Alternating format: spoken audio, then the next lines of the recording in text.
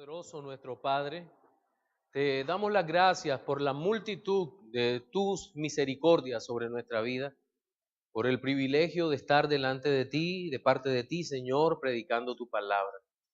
Ayúdanos a exponerla con convicción, certeza, y que ella produzca el fruto apacible en nuestra alma, que tú nos exhortes, que tú nos edifiques, Señor, y nos consueles, que la presencia gloriosa de tu Espíritu Santo sea en nosotros, transformándonos a la imagen de Cristo para gloria tuya, Señor, ayudándonos a entender tu verdad y guiándonos por senda de justicia por amor a tu nombre. Gracias, Señor, tú eres bueno y lo creemos, en Cristo Jesús oramos. Amén. Las más poderosas fuerzas militares del mundo se caracterizan no solo por sus armas innovadoras, las armas secretas, o por el uso de la inteligencia aplicada que los hacen temibles ante los demás, sino también por su disciplina. Si usted nota cuando, por ejemplo, en los Estados Unidos hacen continuamente ejercicios militares para aprender a utilizar esas armas que ya tienen, y se plantean cualquier cantidad de situaciones hipotéticas que pueden pasar en una guerra, de tal manera que están preparados para todo lo que puede ocurrir.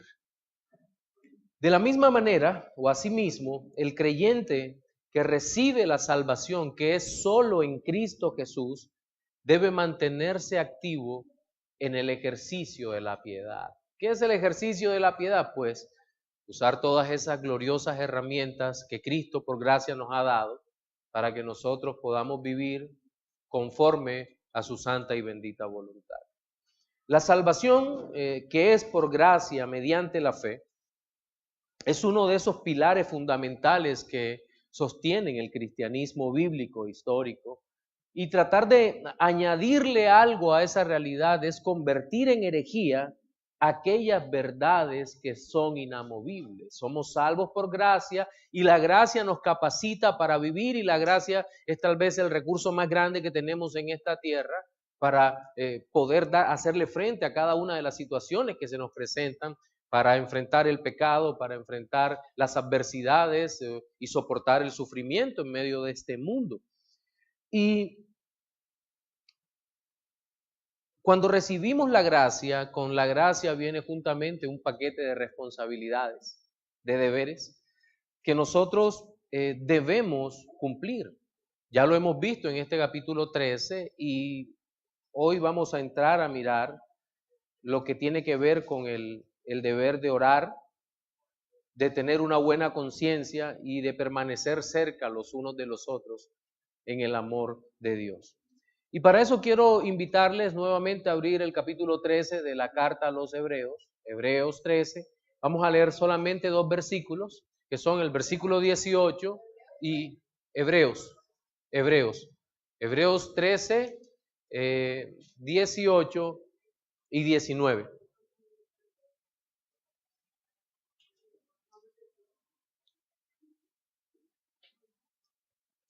Si de pronto hay alguna anotación equivocada, de pronto mandé una nota mal, disculpen. Ok, ¿lo tienen? ¿Lo tienen? Hebreos 13. Muy bien, dice. Disculpen. Aquí está. Hebreos capítulo 13, versículos 18 y 19 dicen: Orad por nosotros, pues confiamos en que tenemos buena conciencia, deseando conducirnos bien en todo. Y más, os ruego que lo hagáis así, para que yo os sea restituido más pronto. Bien, los deberes que trata la carta a los Hebreos los vemos más que todo en este capítulo 13, ¿verdad? ¿Se acuerdan que empezamos hablando del amor fraternal en el versículo 1, donde dice permanezca el amor fraternal, y luego da una serie de deberes basados en el amor fraternal? Es decir, que estos deberes vienen más de las obligaciones espirituales que de una acción específica. Las acciones específicas son fruto de un deber espiritual, más que de un impulso de la carne, ¿cierto?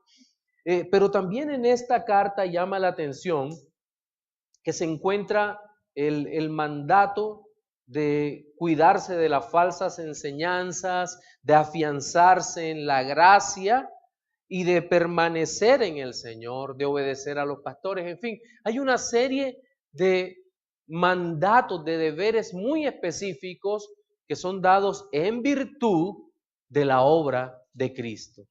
Y ahora aparecen otros deberes que son igual de maravillosos. Por ejemplo, en estos 2 versículos observamos, entre otros, en primer lugar, el deber de orar, ¿verdad? Versículo 18, orad por nosotros. Y aparece el deber de tener una buena conciencia. Por eso nuestro sermón de hoy se llama el deber de orar y la buena conciencia. Aparece ese deber de tener una buena conciencia, que no es lo mismo a tener conciencia. Y finalmente aparece ya no tanto como un deber, sino como un deseo, el deseo de permanecer cerca como creyentes. En fin, son 3 puntos básicos que vamos a tratar en nuestro sermón dominical de hoy, y deseo iniciar por el deber de orar en el nuevo pacto. Y vamos a tomar la primera frase del versículo 18, donde dice, leyéndolo en la Nueva Biblia al Día, dice: nos encomendamos a vuestras oraciones. Y digamos que la oración es una de esas disciplinas espirituales, o mejor expresado, un medio de gracia, que tal vez es menos usado por los creyentes. Nuestro tiempo, en donde todo va tan rápido y hay tantas cosas por hacer, la mayoría de ellas inútiles, me da la impresión de que nos quitan tiempo para las cosas que son importantes, entre ellas la oración. ¿Y qué es la oración? La manera fácil de definir lo que ha sido tan común es hablar con Dios, pero es solo eso. Otros han dicho, es hablar con Dios y esperar en Él. ¿Será solamente eso? No, la oración es todo un ejercicio que a los hombres piadosos los sumerge en Cristo de una forma misteriosa pero real. Pues el contacto que tiene el hombre de Dios con Dios no es un contacto imaginario. No oramos hablando con nosotros mismos. Lo hacía aquel fariseo que decía, gracias Dios, porque no soy como los otros hombres, yo doy diezmo de todo lo que gano, en fin. No, ese es orar con el Dios de nuestra imaginación. Pero orar con el Dios de la Biblia tiene unos parámetros totalmente diferentes. Orarle al Dios de la Biblia es identificar quién es el Dios de la Biblia, cómo se ha revelado. ¿Y cómo se ha revelado? Pues para eso predicamos, para conocer a Dios y dar a conocer al Dios que se ha revelado en la Escritura. Saber que Dios es bueno, es justo, es santo, es misericordioso, lleno de gracia, todopoderoso y galardonador de los que le buscan. Eso es lo que nosotros vemos en la palabra de Dios. Ese es nuestro Dios, el Dios que se ha dado a conocer. ¿Cómo? No a través de definiciones básicas, sino a través de sus atributos. Y entonces, el hombre de Dios que sabe quién es Dios puede acercarse a Dios. No puede hacerlo aquel que cree que Dios es un proveedor de todas sus necesidades, que cree que Dios es un almacenista. Él tiene todo, yo le pido, Él me da. Eso no es una relación correcta con Dios. Eso es algo así como un Dios de la Navidad. Pero nosotros creemos en el Dios que es creador de todas las cosas, que es todopoderoso y que nos ha hecho acercarnos a Él. Pero entonces la pregunta es, ¿en toda la Biblia los hombres han orado de la misma forma? Sí y no. Sí, se han acercado, sí, cuando Dios se ha dado a conocer, los hombres se han acercado a Dios porque conocen a Dios. Pero en el antiguo pacto no se oraba igual que en el nuevo pacto. ¿Por qué se lo digo? Miren, en el antiguo pacto nosotros encontramos hombres realmente piadosos, hombres de oración. En la misma carta a los hebreos aparecen y en todo el Antiguo Testamento. Adán hablaba con Dios, oraba porque conocía a Dios, porque Dios se le reveló a él y luego Adán perdió la comunión y nosotros con él. Pero el resto de los hombres, en este mismo capítulo, en este mismo libro, encontramos ejemplos o son mencionados hombres que se caracterizaron por tener una profunda comunión con Dios, y la única manera en que podían tener comunión con Dios era a través de la oración. Podemos hablar de Abel. ¿Será que Abel tenía comunión con Dios cuando la Biblia dice, Hebreos dice que él dio buen testimonio? Es evidente que sí. Y también habla de Noé, que Noé halló gracia delante de Dios. ¿Y cómo Dios le habló a Noé de que construyera un arca si no tenía comunión con Dios? Tenía comunión con Dios a través de la oración, aunque Dios se lo hubiese revelado de manera audible, lo entendemos. ¿Y qué decir de Abraham, quien fuera llamado amigo de Dios? ¿Tendría Abraham una íntima comunión con Dios? Claro que la tenía. El gran primer israelita, el gran fundador de la nación de Israel. ¿Y qué decir de Isaac? ¿Recuerdan esa escena, o imagínense esa escena cuando Isaac recibe a su esposa? ¿Qué dice que estaba haciendo? Meditando. Tenía comunión con Dios en medio de la oración. Igual Jacob, este hombre que vio aquella escalera que se apoyaba en el suelo y ángeles subían y bajaban, profunda comunión con Dios. Lastimosamente a veces esos pasajes se utilizan solo para resaltar una experiencia mística más que una realidad espiritual. Hay dos cosas diferentes entre la realidad espiritual y la experiencia mística, ¿verdad? O estática. Una se apoya en lo que desea ver, mientras que la otra apunta a las realidades que están reveladas en la Escritura. Y podríamos citar a hombres como José, Moisés y todos aquellos que le dieron forma por la gracia de Dios a la nación de Dios, ¿verdad?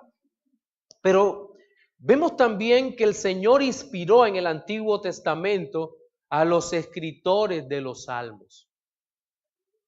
Y las oraciones de los Salmos fueron inmortalizadas no por la buena pluma que tenían estos hombres y la manera exquisita como escribieron, sino porque Dios es Dios. No en vano dijo Bonhoeffer, el pastor luterano de Alemania, no digo un pastor alemán porque después creen que es un perro. Entonces el pastor luterano alemán Bonhoeffer dijo que debemos orar a Dios usando las oraciones que el mismo Dios nos ha dado. ¿Y cuáles son? Los salmos. No podemos leer los salmos de manera irreflexiva, tendríamos que entrar a mirar qué es lo que Dios está diciendo en los salmos. Y hay múltiples ejemplos de hermosas oraciones en los salmos.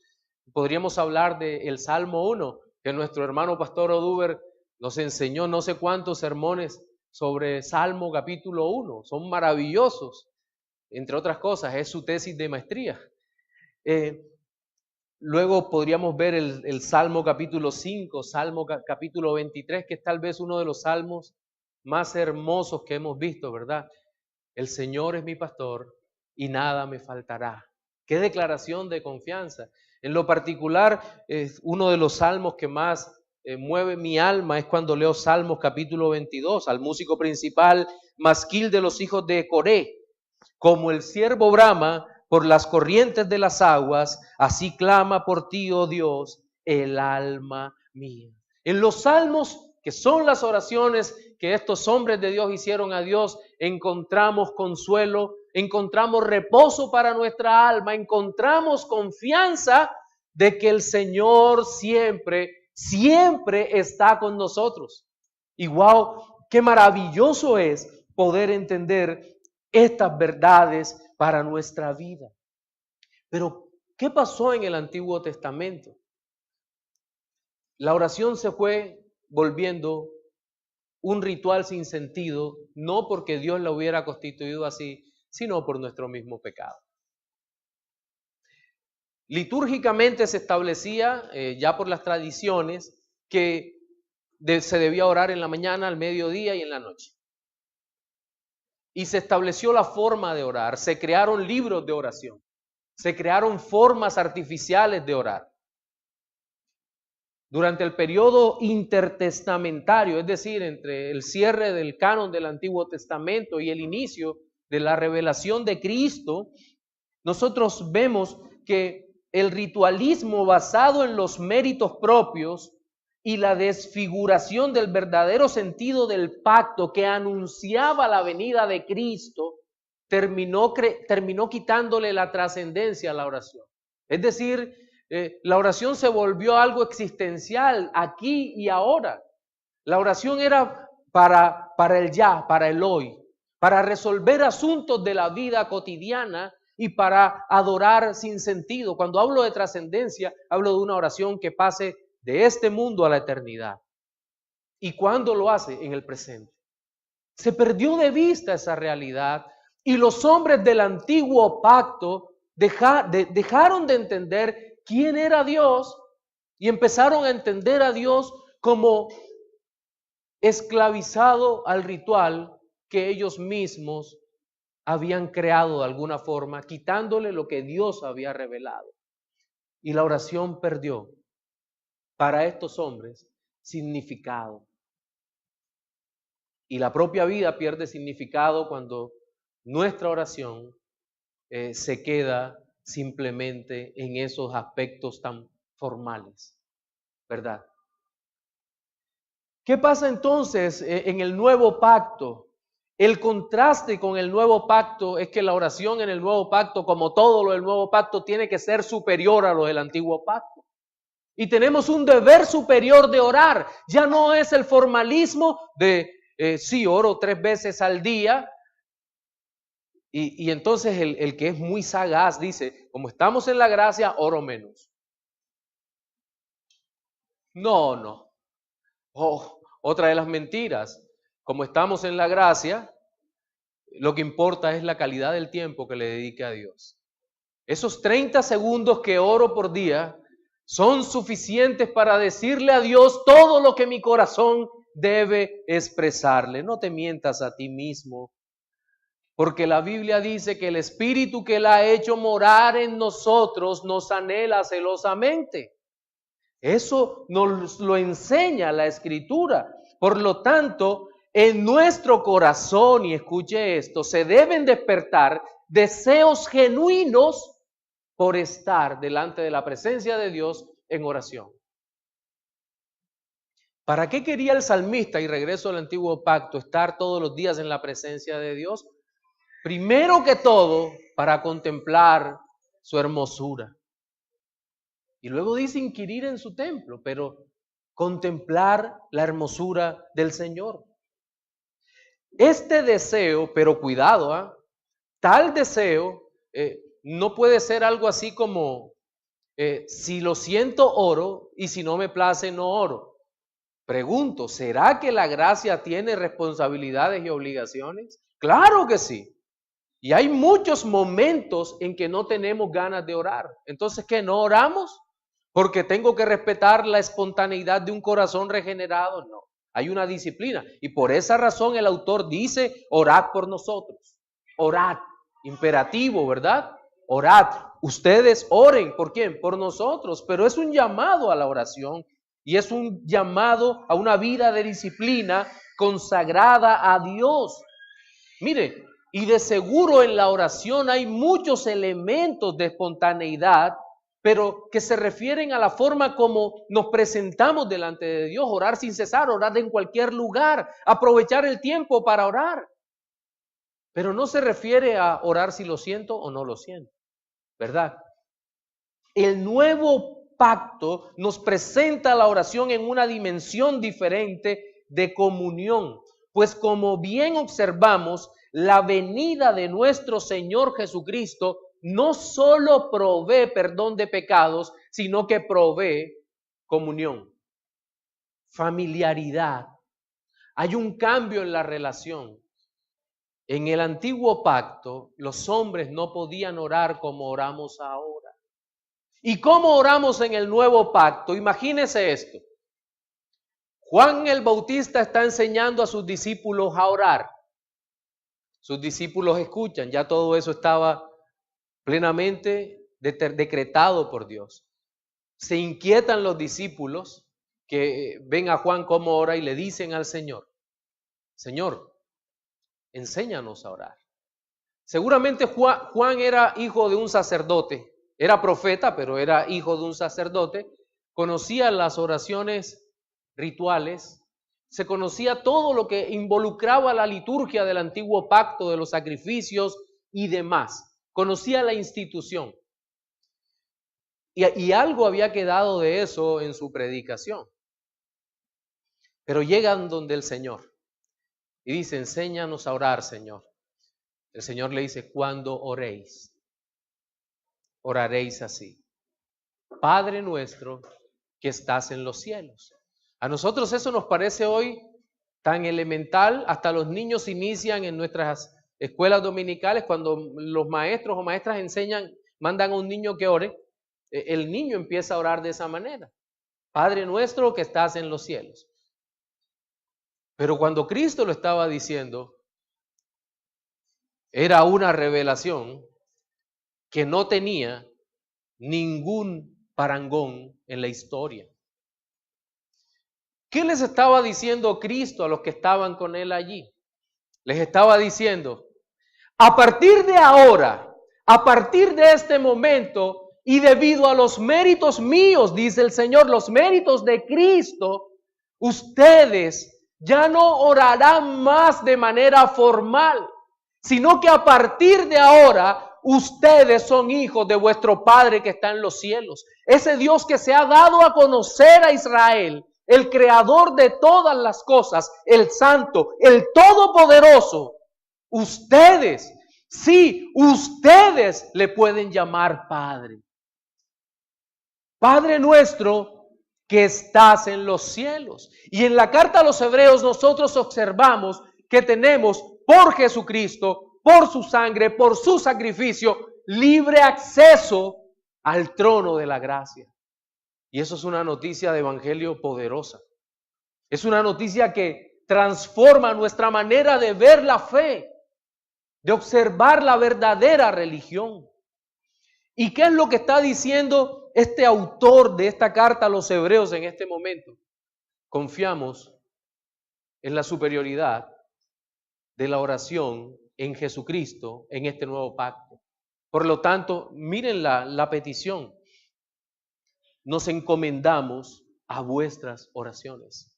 Es decir, estamos confiados en que estén orando por nosotros porque vivimos el respaldo en oración de quienes aman al Señor.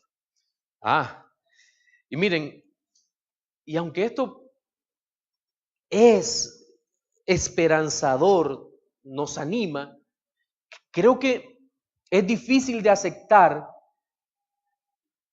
por el hecho de la absoluta soberanía de Dios para muchos. Parecería que fuera un tema de dar ánimo, pero para muchos es difícil de aceptar por la absoluta soberanía de Dios. ¿Por qué? Porque recuerdo alguna vez, ya habíamos leído el tema, el Señor nos había permitido a muchos reformados de esta segunda generación en Colombia, nos había permitido entender una verdad que suena fuerte, pero que cuando se explica nos da ánimo. Y recuerdo bien que el doctor Zen Waldron se para enfrente y dice, ¿la oración cambia algo? Eso estaba lleno de hermanos arminianos y de otros trasfondos teológicos, y él mismo responde, no, la oración no cambia nada. Y empiezan ellos a mirarse, pero entonces, personas acostumbradas a pensar que la oración tuerce el brazo de Dios para hacer su voluntad, fueron golpeados duramente por aquella declaración.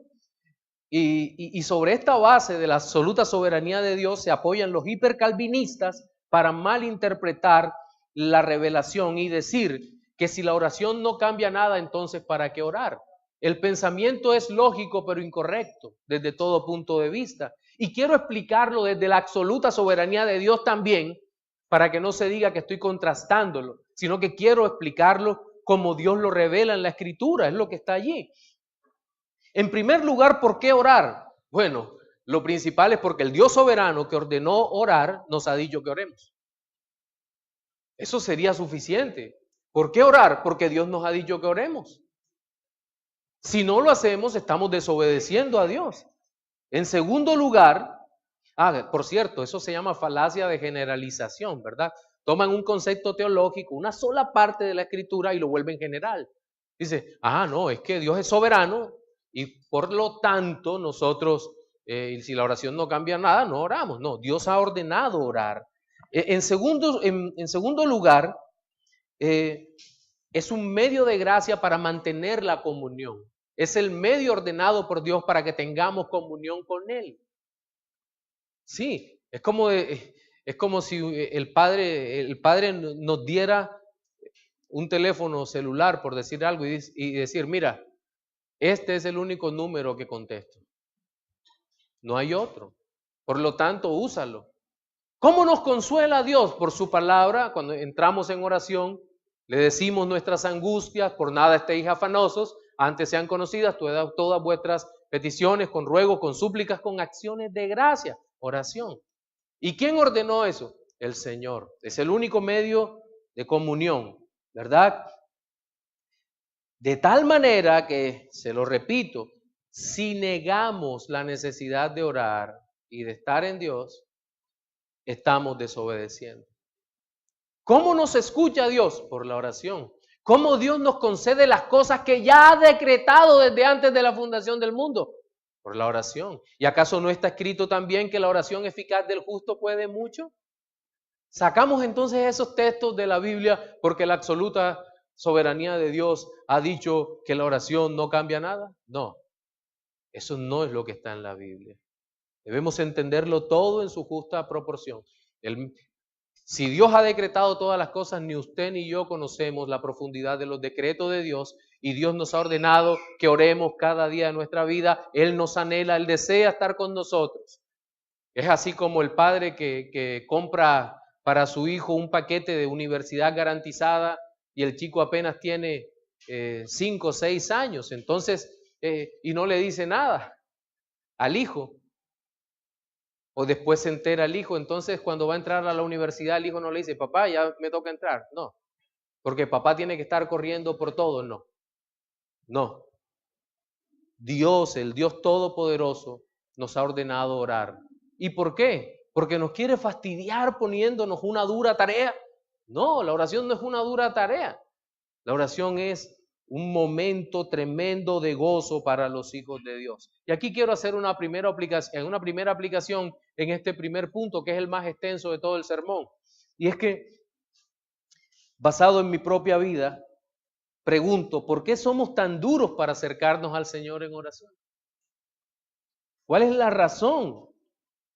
Creo que la falta de comunión en la que tantas veces incurrimos se debe básicamente a nuestro pecado y a la rebeldía de nuestra alma, que aunque ha sido salvada, lucha continuamente por acercarse al Señor. Nos toca romper con una cantidad de situaciones que tenemos allí y que nos presionan para que no oremos, para que perdamos el tiempo en otras cosas que consideramos más placenteras. No, orar debe ser nuestro placer, nuestro gozo, ¿verdad? Pero el deber de orar no es el punto final de estos deberes, sino que este se encuentra unido en este pasaje al deber de tener una buena conciencia, 18b, que dice, pues confiamos en que tenemos buena conciencia, deseando conducirnos bien en todo. Lo dice en la versión de las Américas, ¿verdad? Alguien definió la conciencia, este es nuestro segundo punto, alguien definió alguna vez la conciencia como un semáforo en el alma que nos frena o nos da vía libre para actuar. Eso podría ser cierto, pero el asunto va más allá de los elementos relacionados con la ética en que fuimos formados. Si fuera solo eso y estuviésemos formados con unos fundamentos distintos a los del cristianismo, la conciencia podría ser cualquier cosa. Caeríamos en el relativismo moral tan imperante en este tiempo. Y las conciencias de muchos hombres serían cauterizadas. La idea de la conciencia en los que no son creyentes pasa por algo así como una voz interior que les dice lo que la persona va a hacer o lo que ha hecho, si es bueno o malo, pero según los valores que esa persona guarde en el corazón. Entonces, de esa manera la conciencia se limitaría únicamente a una evaluación pragmática de si algo está bien o mal, pero partiendo de la propia concepción moral del mundo. Entonces, por eso es que para los mismos estudiosos del comportamiento humano resulta tan difícil definir la conciencia. Algunos han dicho que se trata del conocimiento reflexivo de las cosas y de la actividad mental que solo es accesible para el propio sujeto. Eso es relativismo moral, ¿verdad? Actuar de esa manera. Y es por eso que nosotros podríamos pensar que un psicópata, por ejemplo, tiene algún nivel de conciencia y de evaluación. Por ejemplo, un sicario podría decir que él tiene un código moral en donde no mata mujeres ni niños, pero que todo lo demás lo mata. O un ladrón dice, yo puedo robarle a todos, pero no le robo a mi familia y a mis amigos.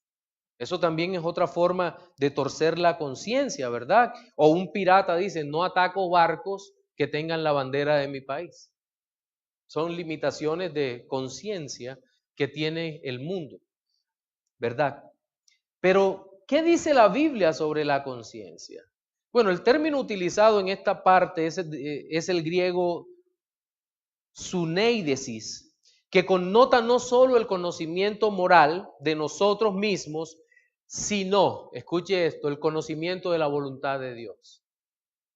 Nuestra conciencia tiene unos parámetros claros de evaluación de la realidad basados en la palabra del Señor. Solo desde esta perspectiva un creyente puede considerar sus acciones libres en este mundo, desde una buena conciencia. Por eso la palabra conciencia va seguida de buena, o va antecedida de buena conciencia.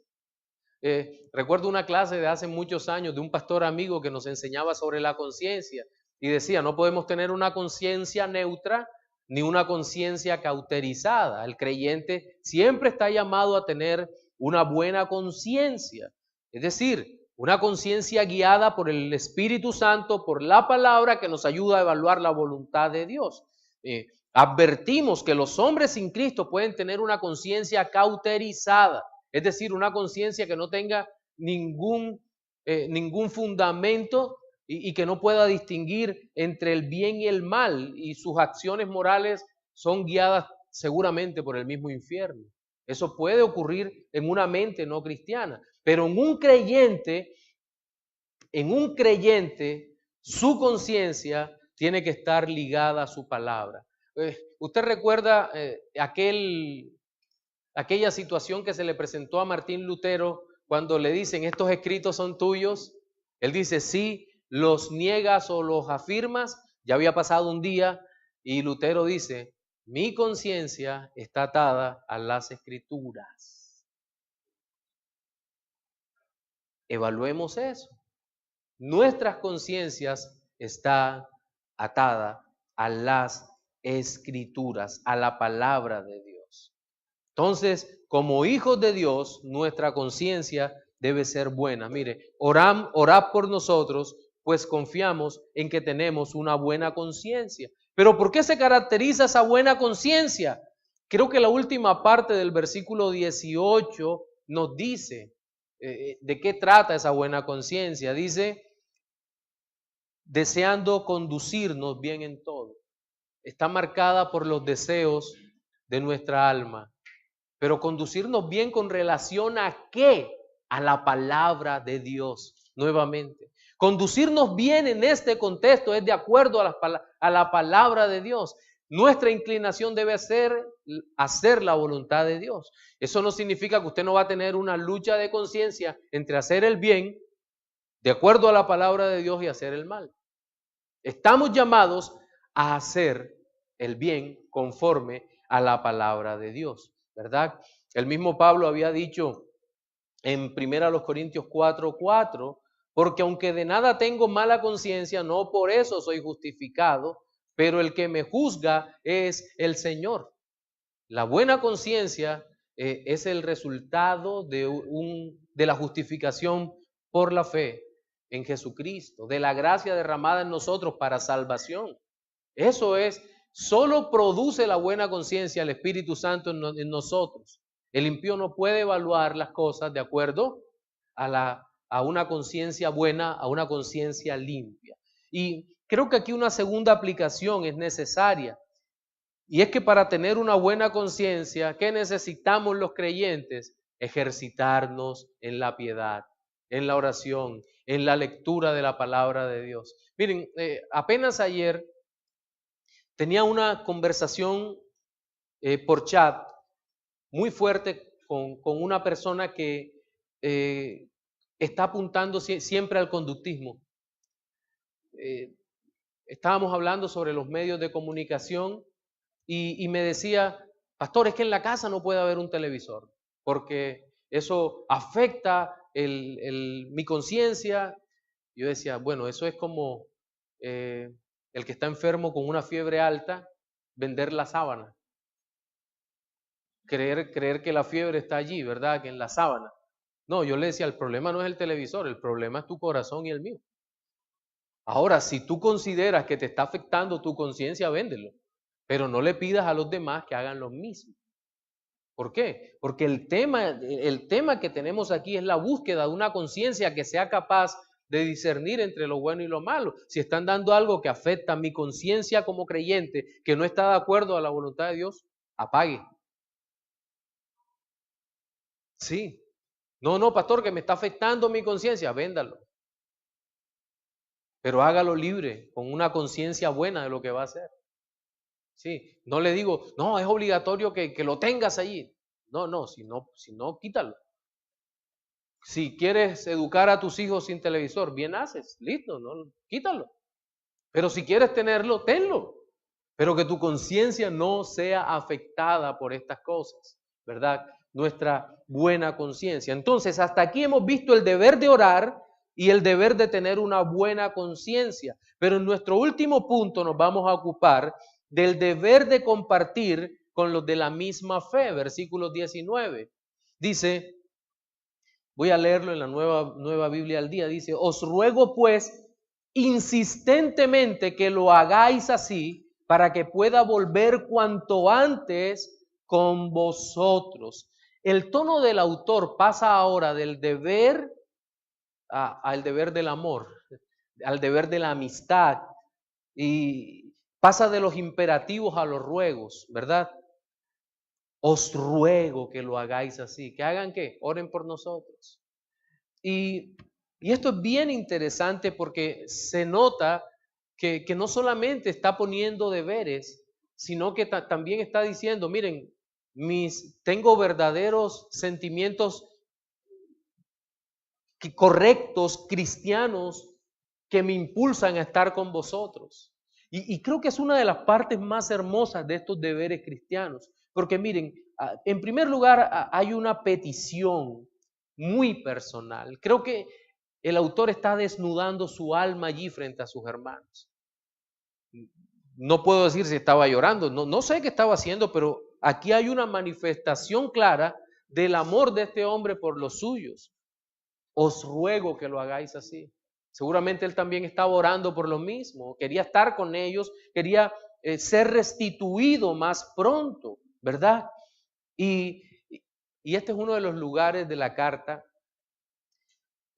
en donde los que consideramos que es autoría de Pablo, más concuerda con su estilo, con sus pasiones, con su amor. Ahora, yo no quiero imponer mi pensamiento sobre la autoría a ustedes, ese no es el propósito del sermón, sino que quiero acentuar la idea de que los redimidos quieren verse continuamente y que la amistad trasciende a los fundamentos del mundo en cuanto a la amistad.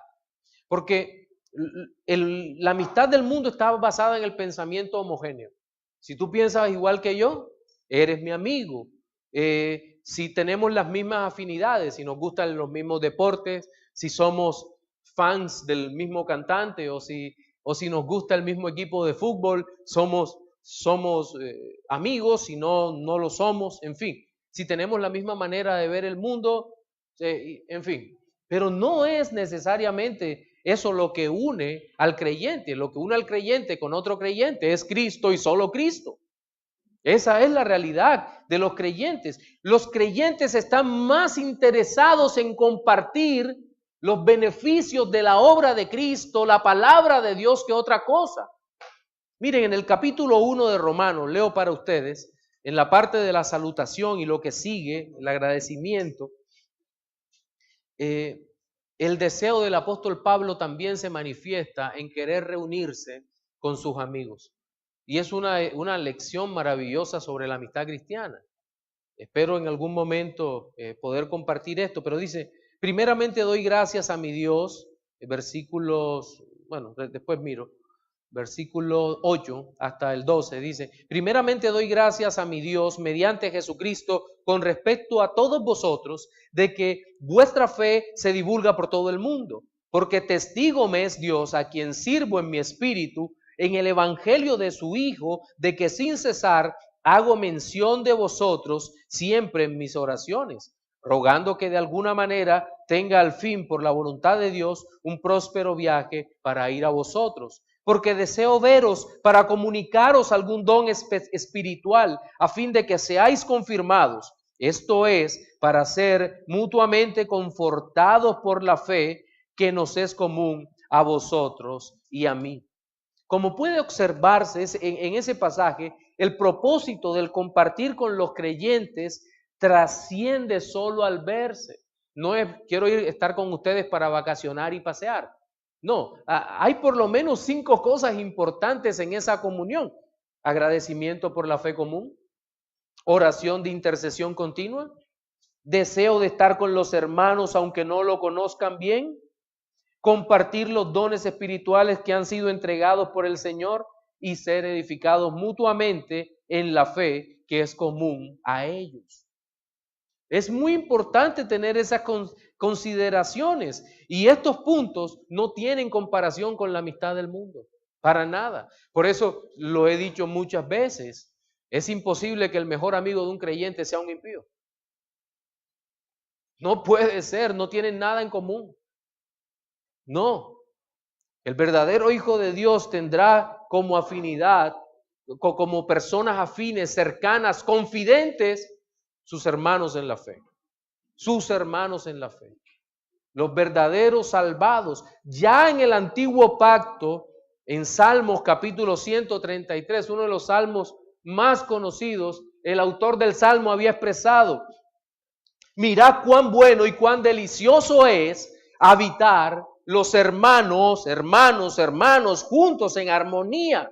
Es como el buen óleo sobre la cabeza, el cual desciende sobre la barba de Aarón y baja hasta el borde de sus vestiduras, como el rocío de Hermón que desciende sobre los montes de Sión, porque allí envía Jehová bendición y vida eterna. La confianza del autor es tal que entiende nuevamente que la oración eficaz del justo puede mucho, que el Señor ha escogido responder las oraciones de los santos para glorificarse, entendiendo que esa oración va a ser escuchada. Va a ser escuchada. Y el asunto es que este hombre anhelaba volver a encontrarse con aquellos que había conocido en razón de su ministerio, que realizaba naturalmente para la gloria de Dios. Y ese deseo era algo que saltaba con urgencia del alma. ¿Cuál era la urgencia? Pues mire lo que dice, que yo sea restituido más pronto. No dice pronto, dice más pronto. Es una manera de incrementar la intensidad de la oración. Como cuando en 1 Corintios dice más excelente. más pronto. Yo quiero estar con ustedes ¿cuándo? Más pronto, rápido, ya enseguida. Pero ¿qué pide? Pido que a Dios que conceda eso. Así que, hermanos, clamen por mí, porque es mi deseo, pero es también un deber, ¿verdad? Estar con los creyentes. Kistemaker en su comentario dice, lo más importante, sin embargo, es que nos damos cuenta del significado de la petición especial del escritor. Él desea que la iglesia le pida a Dios una rápida reunión entre el pastor y el pueblo. Cuando esto suceda, el escritor sabrá que el lazo de paz y armonía es fuerte. Una tercera y última aplicación. Y hay una enseñanza que es obvia para cualquiera de nosotros como hombres redimidos por la gracia de Dios. Y es que no podemos desestimar el valor de la amistad cristiana. Jamás. No podemos desestimar eso. ¿Quiénes son los que realmente nos ayudan y nos tienden la mano y nos apoyan emocionalmente, materialmente en nuestras situaciones más difíciles? La familia de la fe. La familia de Dios es la que ora y haciendo intercesión por nosotros, es la que nos exhorta, es la que nos ama, es la que nos ayuda. Entonces, el Señor nos ha llamado a este tipo de relación. A través de la familia de la fe somos consolados, también exhortados, edificados y queremos estar cerca de esta familia de la fe. Ahora bien, en nuestro sermón dominical de hoy vimos 3 aspectos relacionados con la superioridad de los deberes de los creyentes en el nuevo pacto. Fueron ellos el deber de orar en el nuevo pacto, el segundo, el deber de tener una buena conciencia y el tercero, el deber de compartir con los de la misma fe. Reflexiones finales. Amigo, la carga de orar para los no creyentes, la carga de orar y de tener buena conciencia no es comparable con la carga del pecado sobre tu vida. La primera es ligera, sencilla y placentera en Cristo. La segunda, un duro peso que te conducirá al infierno. Te hundirá en lo más profundo de la condenación. Por lo tanto, te pido en el Señor que te arrepientas y corras a los pies de Cristo y recibirás la vida eterna. Para mis hermanos, la Biblia nos llama a orar sin cesar. La Biblia nos llama también a que nuestras conciencias sean dirigidas por la palabra de Dios. Pero también recordemos que la Biblia nos manda a estar en comunión íntima unos con otros en el amor de Cristo. Teniendo eso en mente, le damos la gloria a Dios por sus misericordias.